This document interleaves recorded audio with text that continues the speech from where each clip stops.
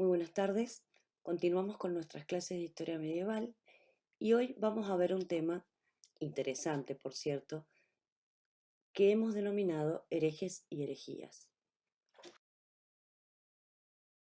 Como bibliografía vamos a utilizar un apunte de la cátedra y además hemos subido un PowerPoint, contribución del doctor Mariano Troyano, que gentilmente nos ha aportado material de su autoría. Antes de sumergirnos en el complejo mundo de las herejías de finales del mundo antiguo y principios de la Edad Media, debo decirles que tras la desaparición del Imperio Romano de Occidente, tras su implosión, su demolición, quedaron vivos dos grandes herederos de esta estructura. Por un lado, los pueblos germanos, que formaron reinos y que eran muy diversos, los vándalos, los visigodos, los ostrogodos, los francos, etc., que en realidad eran símbolo de la división, de la diversidad. Pero por otro lado, quien existía desde tiempos del Imperio Romano, desde tiempos del siglo IV en que se había oficializado, el cristianismo, la religión cristiana, funcionó en este ecosistema tan particular como símbolo de unidad, de unificación, a través de la religión que se profesaba. Lejos de pretender abordar el cristianismo como religión en sí misma, sí la vamos a ver como un factor de poder muy importante a lo largo de toda la Edad Media. Y en este momento más que nunca, porque como símbolo de unidad pretendía la unificación por encima de la diversidad que proponían los germanos y sus reinos a través de la religión cristiana. Por lo tanto, su tarea en estos primeros siglos va a ser tratar de convertir a esos pueblos que eran los nuevos referentes políticos de lo que había sido el Imperio Romano de Occidente. Y decirles que el cristianismo tenía una red que llegaba de una punta a la otra del imperio, porque cuando se oficializó a través del Edicto de Tesalónica, aprovechó las estructuras políticas y administrativas del imperio, llegando hasta los últimos rincones, con el fin de hacer escuchar sus enseñanzas y plantear lograr la unificación total de la religión en ese imperio tan diverso. La Iglesia aprovechó estas estructuras administrativas y se presentó en paralelo como una firme estructura jerárquica. En este mapa podemos observar cómo el imperio, a partir de la oficialización de la religión cristiana, queda dividido en 5 patriarcados. El patriarca de Roma, en la ciudad de Roma, el patriarca de Constantinopla, el patriarca de Antioquía, el patriarca de Jerusalén y el patriarca de Alejandría. De todos ellos, el patriarca de Roma tenía una posición, si ustedes quieren, privilegiada, en tanto que el pasaje del Evangelio de San Mateo hacía de este patriarca un individuo que tenía cierta supremacía por los demás patriarcas. Esto es lo que se llama el primado petrino. De todas formas, los otros patriarcas consideraban que esto era un tanto honorífico. En este sentido, el patriarca de Roma, el obispo de Roma, el papa, va a luchar por imponer este principio y resguardar la autoridad y la personalidad que el patriarca u obispo de Roma tiene en la iglesia cristiana. Bien, cuando el imperio se divide en dos imperios, en el de Occidente y el Oriente, quedan eh, los patriarcas, 4 patriarcas del lado de Oriente y un patriarca del lado del occidente. Ese patriarca del lado del occidente es el Papa, mientras que en Oriente los 4 patriarcas quedan subordinados a la autoridad religiosa del emperador, a quien se le entiende que tiene competencia también en materia religiosa. Dado el fatal destino que tuvo el Imperio Romano de Occidente y la desintegración de lo que fueron las estructuras políticas, la Iglesia cubrió un vacío porque fue lo único que quedó en pie. De toda la estructura política, la Iglesia fue lo único que se mantuvo y empezó a actuar como una verdadera intermediaria entre los naturales del lugar y los pueblos germanos recién llegados que se constituían en los dueños de esos lugares, en las nuevas autoridades de esos lugares. Y respecto a lo que recién hemos dicho, tenemos muchos ejemplos en esta época. Y si no, recordemos cuando León I frena la entrada de Atila en Roma, o cuando Sidonio Apolinar negocia con los visigodos, o cuando San Agustín de Hipona defiende la ciudad que está siendo sitiada por los vándalos. La Iglesia de Occidente, los papas, los obispos, van imponiendo su prestigio frente a las monarquías germanas y las van a terminar convirtiendo a ese cristianismo que de alguna manera es unificador frente a la diversidad étnica que cada pueblo propone.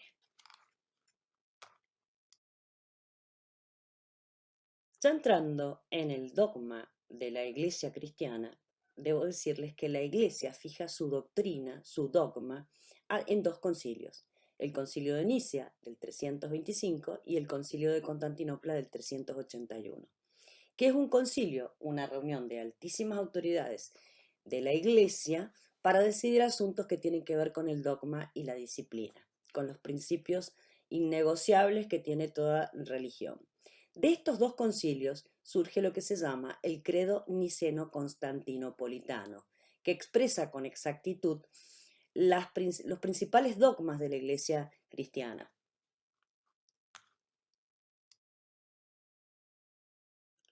Entonces la ortodoxia va a significar el respeto profundo por los preceptos y principios contenidos en el credo niceno-constantinopolitano. Pasando a otro tema, el tema de la jerarquía eclesiástica en Occidente, si ustedes observan el cuadro comparativo, en el lado izquierdo está cómo estaba dividido políticamente el Imperio Romano, política y administrativamente, en provincias que a su vez estaban subdivididas en diócesis. Y si observamos, la Iglesia respeta y se monta encima de esta estructura político-administrativa. Fíjense, la Iglesia respetaba el concepto de provincia y a cargo de una provincia existía una figura llamada el metropolitano. El metropolitano era el supervisor de los que trabajaban en las diócesis. La diócesis era la ciudad y su entorno. En esas diócesis estaba el obispo como máxima autoridad, que era también calificado como el defensor de la ciudad. Ahora, el obispo tenía a su cargo en la ciudad y su entorno dos tipos de clero, dos tipos de hombres de la iglesia. Por un lado estaba el clero secular, el clero que estaba en contacto con las personas laicas, y teníamos las órdenes menores, en donde existían los subdiáconos, los acólitos, los exorcistas, los lectores, y las órdenes mayores, donde estaban los presbíteros, sacerdotes, y los diáconos. Pero por otro lado estaba el clero regular. El clero regular, la palabra regular viene de regla, y dentro de ese clero regular estaban todos los monasterios, es decir, el monacato.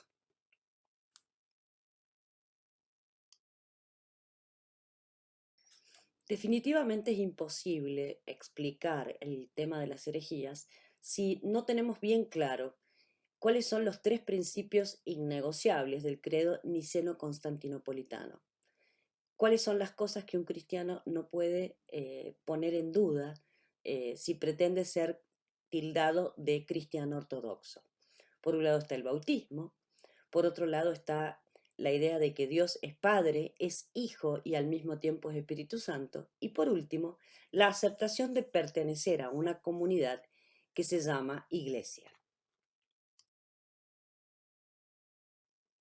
Esta idea de que Dios es Padre, es Hijo y es Espíritu Santo es lo que se conoce como Santísima Trinidad, y va a ser uno de los puntos de quiebre más importantes de ciertas herejías. Y esto implica aceptar que en Cristo existen dos naturalezas, la divina y la humana, sin separación y sin confusión. Esto recién va a ser definido en el Concilio de Calcedonia del 451. Y ahora sí nos podemos sumergir en el mundo de las herejías. Desde ya les digo que ser un hereje es ser alguien que se aparta de los tres principios vistos que son la ortodoxia y que entra en el mundo de la heterodoxia, ¿m? Negando alguno de los tres principios innegociables que hemos visto en las diapositivas anteriores respecto del dogma cristiano. Definimos entonces lo que es una herejía. Una herejía es una creencia o teoría controvertida o novedosa, especialmente religiosa, que entra en conflicto, en cortocircuito, con el dogma establecido, y en este caso estamos hablando del dogma cristiano. Las herejías tienen origen en Oriente. Ahora, hay que distinguirlas de la apostasía, que es una renuncia formal o el abandono a una religión, y de la blasfemia, que es la injuria o la irreverencia frente a una religión. Entonces insistimos que las herejías son interpretaciones diferentes del credo niceno constantinopolitano sobre aspectos fundamentales de la fe.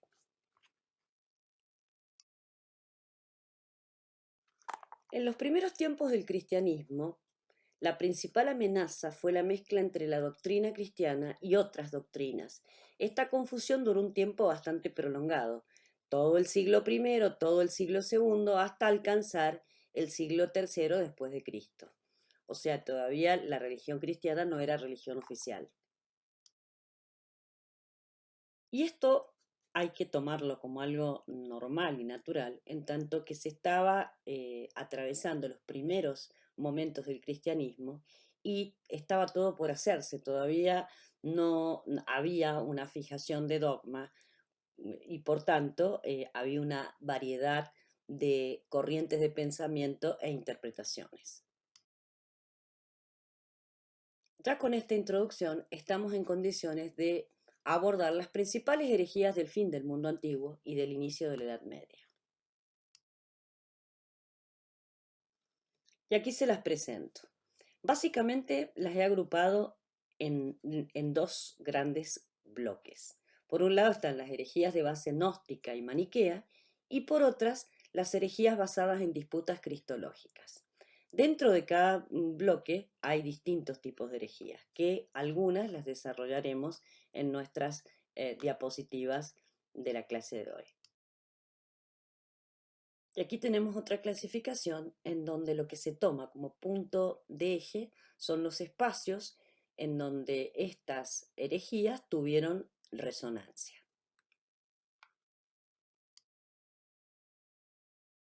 A los fines prácticos vamos a dejar de lado todas las herejías que pertenecen al mundo antiguo y nos vamos a referir exclusivamente a aquellas que son ya de tiempos medievales. Y en primer lugar, vamos a tener en cuenta el priscilianismo. El priscilianismo fue una herejía propia de Hispania romana y del siglo IV después de Cristo.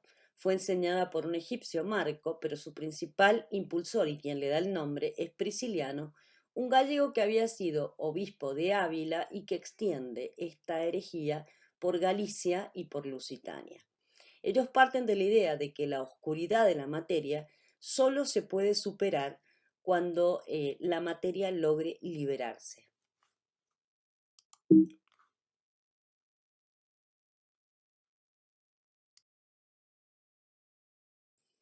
Para ellos, Cristo vino en un cuerpo celeste que se asemejaba al del resto de los humanos, pero que no era humano, y con su muerte aparente liberó las almas humanas de las garras de la materia. O sea, ellos niegan todo lo que sea material, incluyendo el cuerpo, y por eso sus prácticas están llenas de ascetismo y de ascesis, o sea, una doctrina que busca purificar el espíritu por medio de la negación de los placeres del cuerpo. Termina siendo decapitado en Tréveris en el 385 Prisciliano.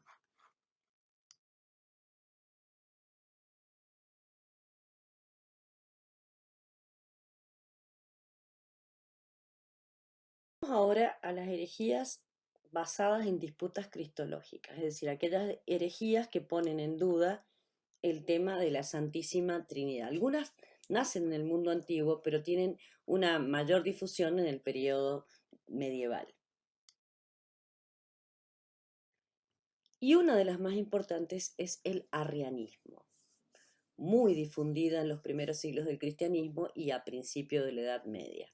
Su nombre proviene de un obispo de Alejandría, Arrio, que va a ser quien divulgue las ideas entre las últimas décadas del siglo III y comienzos del siglo IV. ¿Cuál es la idea primaria del arrianismo?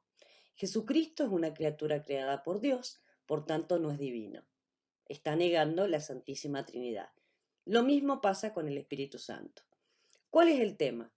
El tema es que monjes arrianos convirtieron a los germanos antes de su entrada al imperio. Y si yo como cristiano tenía que convertir a un pagano y un arriano, definitivamente me costaba mucho más convencer a un arriano que a un pagano, porque era un pequeño detalle no aceptado, un pequeño gran detalle no aceptado. En cambio, el pagano estaba más susceptible de abrirse al dogma, cambiando totalmente 180 grados su punto de vista y sus creencias religiosas. El arrianismo va a ser condenado en dos importantes concilios, el de Nicea y el de Constantinopla, que fijan justamente el principio del dogma trinitario y la consustancialidad del Hijo y del Espíritu Santo con el Padre. Es decir, Dios es Padre, Hijo y Espíritu Santo. Hay una consustancialidad. No es que uno sea humano y el otro divino y el otro más o menos. Es la misma divinidad en consustancialidad. Con estos concilios, el arrianismo desapareció prácticamente del Imperio de Oriente.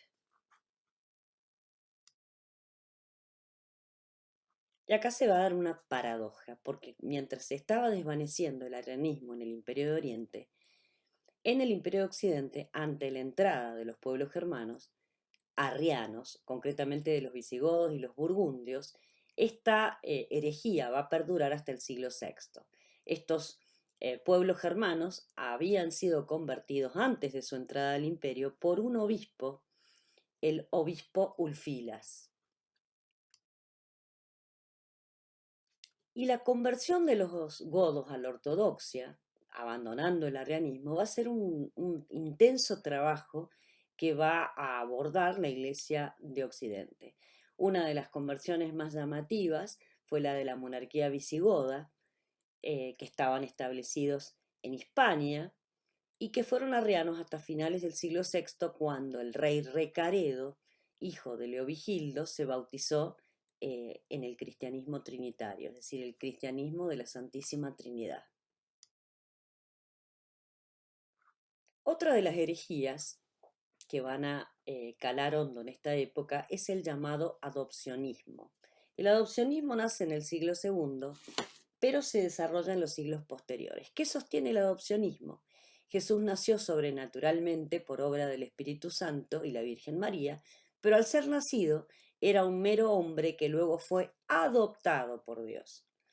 Este hombre recibió poder divino en el momento de su bautismo en el río Jordán.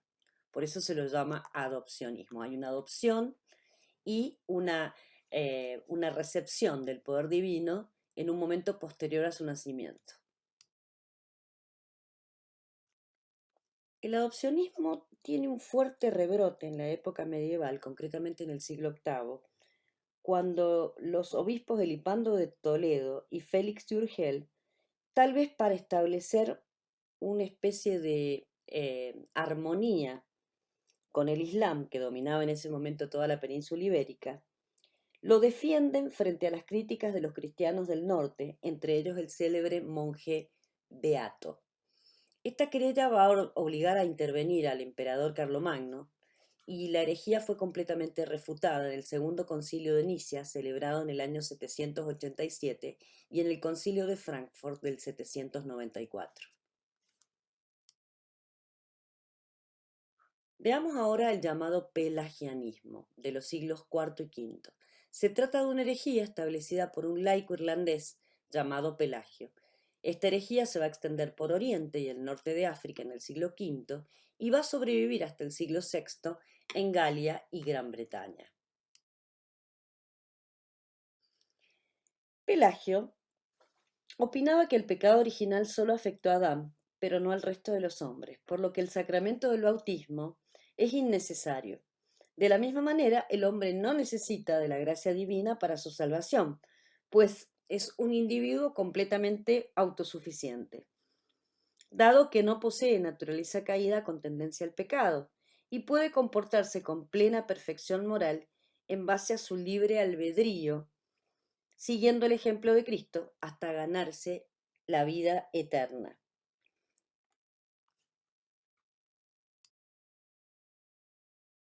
Esto me hace acordar mucho a Lutero, ¿no? Fue muy refutado por figuras sobresalientes de la época como San Agustín y San Jerónimo, y fue condenado por el Concilio de Cartago del 418. Veamos ahora el donatismo. El donatismo, o también llamado Iglesia de los Mártires, fue una herejía que se dio entre los siglos IV y V en el norte de África. El donatismo es un movimiento rigorista que debe su nombre a Donato, obispo de Cartago. Dije es un movimiento rigorista porque excluye a la comunidad de lo que ellos consideran como pecadores. El donatismo nace como una reacción al relajamiento de las costumbres de los fieles. Ellos tienen obsesión con la pureza de los sacerdotes. La Iglesia les sale al encuentro, aclarándoles que existe lo que se llama la doctrina de la objetividad de los sacramentos, que establece que cuando una persona se ordena sacerdote, es decir, recibe el sacramento del orden sagrado, los sacramentos que administra son válidos independientemente de la entereza moral del clérigo. Los donatistas van a ser muy combatidos por San Agustín de Hipona, quien no tiene ningún problema en tildarlos de apóstatas. Va a ser un movimiento muy apoyado por grupos sociales poco favorecidos, sobre todo por campesinos, que en más de una ocasión se van a rebelar no solo contra la Iglesia, sino también contra el poder imperial romano, por lo cual se constituyen en un peligro importante. Veamos ahora el nestorianismo. El nestorianismo debe su nombre a Nestorio, que va a ser un hereje que va a ser seguido por la Escuela Teológica de Antioquía. Nestorio sostiene que en Jesús existen dos naturalezas, la divina y la humana, y ambas están totalmente separadas. Va a ser terriblemente refutado por el Concilio de Éfeso del 431. El problema se va a dar cuando Cirilo de Alejandría, patriarca de Alejandría, se levante contra el nestorianismo. La disputa, que empieza siendo una disputa religiosa, termina siendo una disputa política porque se pone en juego cuál de los dos patriarcas tiene razón, si el patriarca de Constantinopla o el de Alejandría. Es ahí cuando interviene el Papa Celestino I, que convoca a un sínodo en Roma en el año 430 y termina condenando la tesis de Nestorio y apoyando la de Cirilo. El emperador del momento, Teodosio II, termina encarcelándolos a ambos patriarcas, tanto a Cirilo como a Nestorio, por el clima y la efervescencia que habían provocado. De todas maneras, los delegados del Papa convencen al emperador de aceptar la tesis de Cirilo. Finalmente, el emperador decide liberarlos a ambos. Cirilo vuelve a Alejandría y Nestorio se retira de la vida política y se recluye en un monasterio en Antioquía. En definitiva, no se resuelve nada y la disputa va a proseguir. Cuando muera Cirilo, va a aparecer un discípulo de él llamado Eutiques, un abad alejandrino, que va a llevar al extremo las ideas que tenía Cirilo, afirmando que después de la encarnación, la humanidad de Cristo es en esencia distinta a la nuestra porque es la divina, es decir, afirma que la naturaleza de Cristo es esencialmente divina. Y de este modo da lugar a una nueva herejía que es el monofisismo.